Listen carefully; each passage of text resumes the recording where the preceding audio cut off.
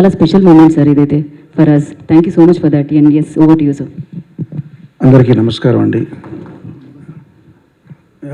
ఈ సినిమాలో రాజా సార్ ట్యూన్కి నేను రాసిన పల్లవి వచ్చి, ఏదో ఏ జన్మలోదో ఈ పరిచయం, నీదో నీ వల్ల నాదో ఈ పరవశం, రాగం నీదై పల్లవి నాదై, చరణం చరణం కలిసిన వేళ పయనాలు ఏ హిమాలయాలకు అన్న పల్లవి. సాధారణంగా డైరెక్టర్ సిచ్యువేషన్ చెప్పినప్పుడు ఆ పాత్రలకి తగినట్టుగా, ఆ సన్నివేశాలకు తగినట్టుగా, కథకు తగినట్టుగా పాట రాయడం అనేది జరుగుతుంది, ఏ రచయిత అయినా సరే. ఇది ఈ పర్టికులర్ పాట ఇది నా జీవితానికి కూడా సంబంధించింది మీకు చెప్పబోతున్నాను. ఎట్లాగంటే, నేను శ్రీ కెవి మహాదేవన్ గారి వీరాభిమాని అండి. నేను ఆయన పాటలు అంటే చాలా ఇష్టం, ప్రతి పాట కూడా తెలుసు ఆయన చేసింది. అట్లాంటి పరిస్థితుల్లో నేను కాలేజీలో చదువుకునే రోజుల్లో యుగంధర్ అనే ఒక సినిమా వచ్చింది. అందులో దాస్తే దాగేదా అనే పాట వినేటప్పుడు పర్టికులర్ థర్డ్ బీజియంలో, అంటే సెకండ్ చరణం ముందర వచ్చే బీజియంలో ఒక వైలన్ బీట్ వస్తుంది. వైలన్ బీట్ వినగానే ఇన్స్టాంట్గా ఒక దిగ్భ్రాంతి, ఒక ప్రేమలో పడి, ఎవరిది దీనికి మ్యూజిక్ అని చేస్తే ఇళయరాజా అనుంది. అప్పుడు ఆయనతో ఆ పాట తొలి చూపులో ప్రేమలో పడ్డానట్టు, తొలి పాటతో ప్రేమలో పడినట్టుగా ఆయనకి నేను అభిమానిగా మారానండి. అది మొదటి స్టెప్. ఆ తర్వాత చాలా సంవత్సరాలకి నేను ఫస్ట్ టైం మెడ్రాస్ వెళ్ళినప్పుడు, అప్పటికే ఆయన పాటలు చాలా విన్నాను. ఉస్మాన్ రోడ్లో అనుకుంటాను ఒక గ్రీన్ హౌస్ ఉండేది. ఆ గ్రీన్ హౌస్ పక్క నుంచి నడిచి వెళ్ళేటప్పుడు, నడిచి వెళ్ళటం ఎందుకంటే అప్పుడు నడిచే వెళ్ళటం, లేదా మహా అయితే సిటీ బస్సులు, ఆటోలు, కార్లు కూడా లేవు. ఇది ఇళయరాజా గారి ఇల్లు అంటున్నారు, ఇట్లా ఇదే అలా ఉంటుందా ఇళయరాజా గారి ఇల్లు అని ఒక విస్మయంతో, ఆశ్చర్యంతో, దాని ఆరాధనాభావంతో చూడడం. అది నెక్స్ట్ స్టెప్. అంటే ఆయన ఉన్న సిటీకి వెళ్ళడం అనేది నెక్స్ట్ స్టెప్. ఎక్కడెక్కడో జీవితం ఎక్కడెక్కడో మరుపులు తిరిగి కర్ణాటక స్టేట్ నుంచి అక్కడ మెడ్రాస్ వెళ్ళడం అనేది. తర్వాత ఆయన ప్రత్యక్షంగా కలిసే భాగ్యం కలిగింది. దానికంటే ముందర ఎస్ రాజేశ్వరరావు గారి ఆఖరి అబ్బాయి కోటి అని ఉన్నాడు. ఆ కోటికి డిస్కో విజన్ అనే ఒక మ్యూజిక్ షాప్ ఉంది పానగల్ పార్క్ పక్కన. అక్కడ క్యాసెట్లు కొనుక్కోవడానికి వెళ్ళినప్పుడు పయనంగల్ ముడివిదిల్లై అనే తమిళ సినిమా తాలూకు ఎల్పి ఇక్కడ ప్లే చేస్తూ ఉండేవాళ్ళు. అందులో ఒక్కొక్క పాట ఒక్కొక్క ఆణిముత్యం. అవి వింటూ ఇది కదా సంగీతం అంటే, ఎలాగా ఎంత అద్భుతం అని అక్కడ మళ్ళీ దిగ్భ్రాంతికి గురి చెందడం, ఆరాధనాభావం పెరగడం, అదొక స్టెప్. అయితే తర్వాత అన్వేషణ రిలీజ్ అయిందండి వంశీ గారిది. అందులో కీరవాణి అనే ఒక పాట ఉంది.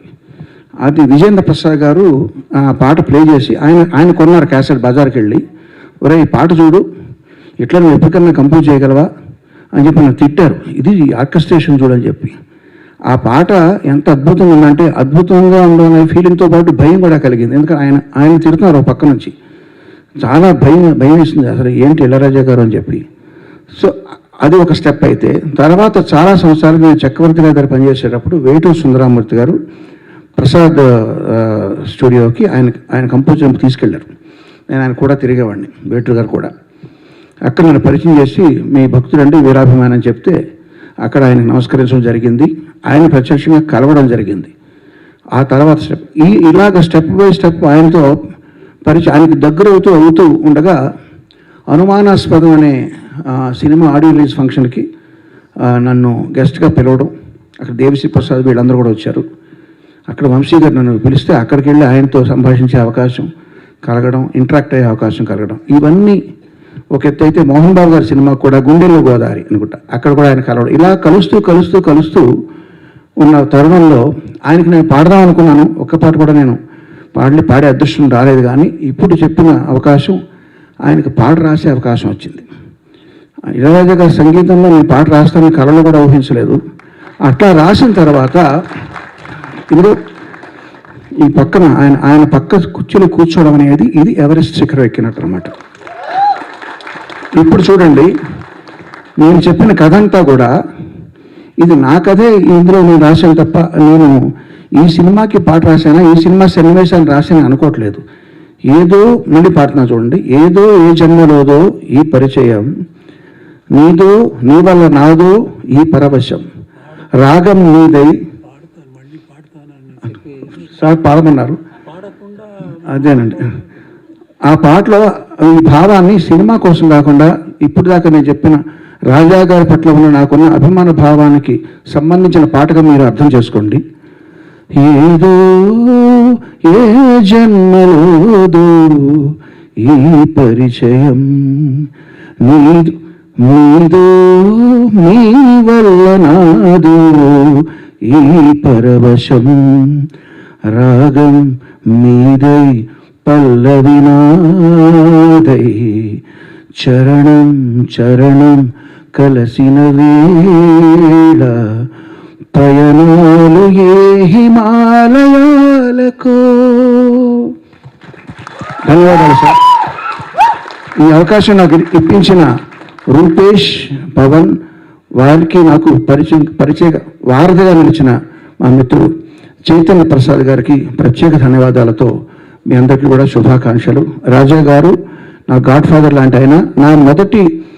నా కెరీర్లో మొదటి 2 సంవత్సరాలు ఆయన మ్యూజిక్ నేను కాపీ కొడుతూ, కాపీ కాదు, ఇన్స్పిరేషన్ తీసుకుంటూ, మీరు వినండి, ఫస్ట్ 2 ఇయర్స్లో నేను చేసిన పాటని కూడా రాజా గారిని ఇన్స్పైర్ అయ్యి ఆ స్టైల్లో ఉంటుంటాయి. తర్వాత ఎవరి స్టైల్ వాళ్ళకి వస్తూ ఉంటుంది. సో నన్నే కాదు, చాలామంది మ్యూజిక్ ఈ తరం వాళ్ళందరినీ కూడా ఇన్స్పైర్ చేసి ఆదర్శప్రాయంగా నిలిచిన రాజా గారికి భగవంతుడు ఆయురారోగ్య ఐశ్వర్యాన్ని చిరకాలం ప్రసాదించాలని కోరుకుంటూ ధన్యవాదాలు. థ్యాంక్ యూ కిరవాణి గారు, థ్యాంక్ యూ సో మచ్.